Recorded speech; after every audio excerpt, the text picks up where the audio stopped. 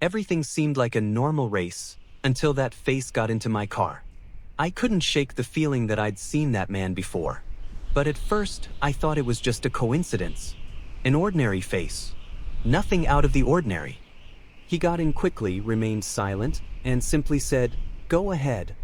Nothing unusual, right? But as I drove, the discomfort grew. The silence was heavy. And the more I looked in the rearview mirror, the more I sensed something was wrong. It wasn't until a few minutes later that it dawned on me. That face was the same one from the newspaper cover I'd seen the previous morning. A story about a brutal murder.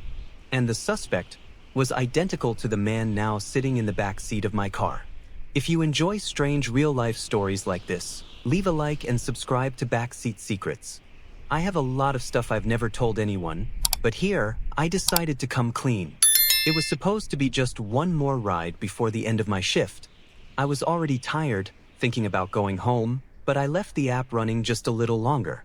And then a request popped up: short ride, quiet location, common name. Nothing strange. I accepted without a second thought. I drove to the meeting point, a dark corner near a dead-end street. I was already alert. The neighborhood wasn't the worst, but it wasn't the kind of place where you'd relax in the car either. I kept an eye on the surroundings until he appeared. Tall, hooded, cap pulled down low, and a calm gait. He entered without saying goodnight. He just said a curt, "You can go," as if he'd done it 1,000 times before. The atmosphere was tense from the start. You know that uncomfortable silence? I focused on driving, trying to ignore the discomfort, but something kept hammering away in my head. His voice. The way he looked out the window. Something familiar. And that's when things started to get really weird. He didn't say anything else. He just stood there, motionless, staring out the window as if reliving some memory or planning something. I kept my eyes on the road, but every now and then I couldn't help but glance quickly in the rearview mirror. His face was partially obscured by the shadow of his hood and cap, but it was enough to leave a strong impression. A feeling that bothered me.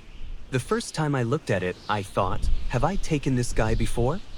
On Monday, another question arose. Is he someone famous? An actor, perhaps? But on the third, my stomach turned. The image came to me like a flash. The cover of the newspaper I'd seen that morning. I'd stopped at a newsstand before starting my day.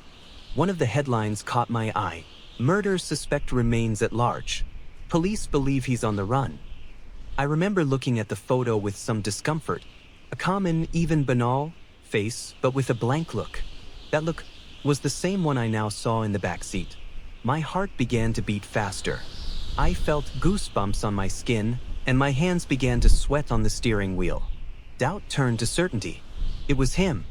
I didn't know his name, I didn't remember the details of the crime, but his face was etched in my mind.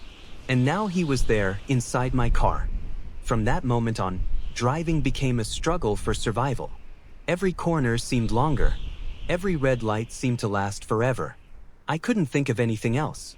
All I could think about were, does he know I recognize him? Is he armed?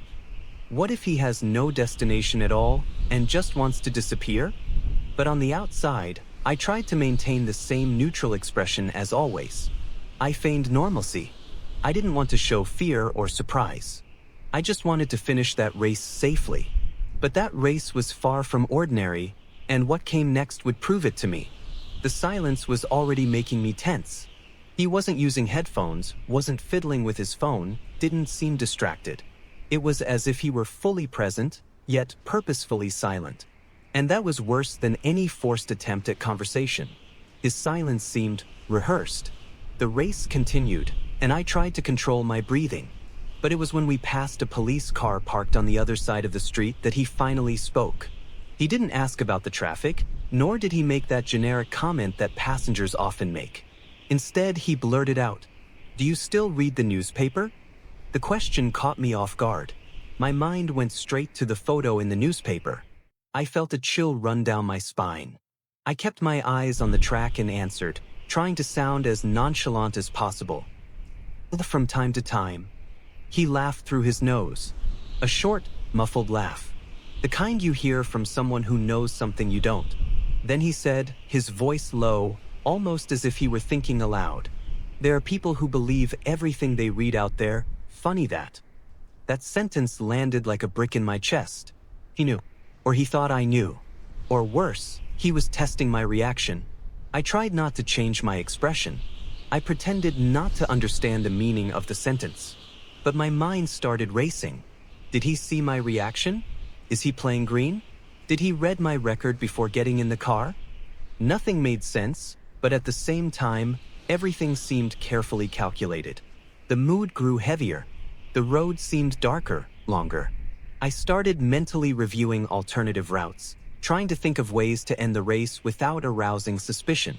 But deep down, I knew, if he wanted to do something, he would have done it already. And precisely because of that, what he wanted was still a mystery. But one thing was certain, this was no ordinary passenger. And that ride was far from random. The way he spoke, the way he left the words hanging in the air, as if they carried a double meaning, everything indicated he wanted me to understand, to know, or at least to suspect. The only question was, why? There were only a few minutes left in the race when he asked to change the destination. His calm, almost friendly voice said, "Actually, you can drop me off a little earlier, on a side street near the train tracks." The new spot was strange, a dimly lit, quiet industrial area. Wide streets, empty buildings, and the kind of place you don't want to be after 10 at night. I slowed down, trying to keep my breathing steady. He didn't seem agitated. On the contrary, he was even calmer. When the car stopped, he remained silent for a few seconds. His hand was already on the door handle, but he didn't open the door. Then he turned slightly without looking at me and said, "Thanks for the ride and for your discretion. These days, it's rare for someone to keep their mouth shut."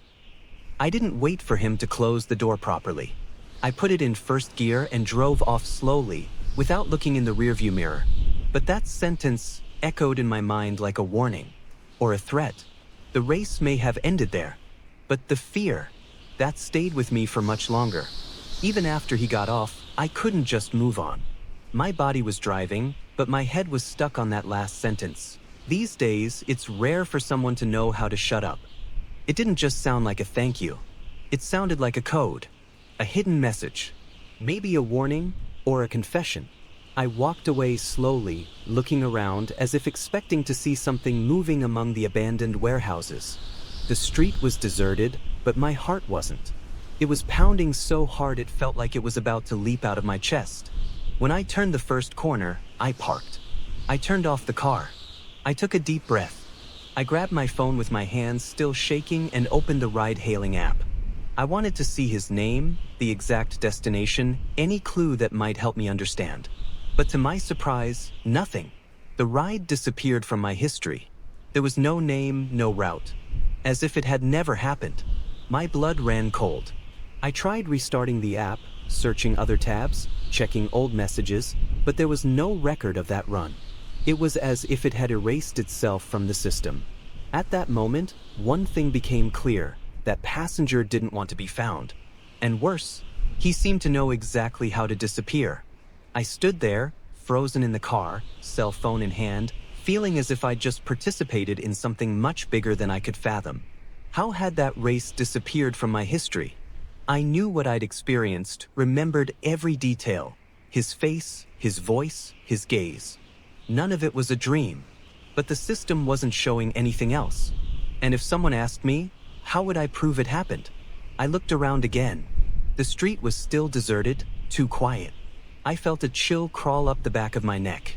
My mind began to wonder, was he still there, watching me from the shadows? Was this a test, some kind of message? I decided to leave. I started the car, accelerated, and only stopped when I reached a busy avenue, full of lights and people.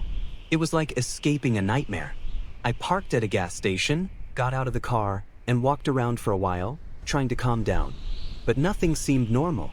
On the way home, every red light made me tense. Every car behind me seemed suspicious. The feeling of being followed clung to me like a smell that wouldn't go away. I arrived home in the early hours of the morning. I parked in the garage and sat in the car for a few minutes, in silence. I glanced in the rearview mirror one last time before leaving. And I don't know why, but I had the feeling there was still something there. As if that passenger had left more than just silence in the back seat. That night, I barely slept. I tossed and turned, replaying every second of that race. I closed my eyes and saw his face. The words. The silence. It all seemed to echo inside my head like a warning I couldn't decipher. The next day, I got up early.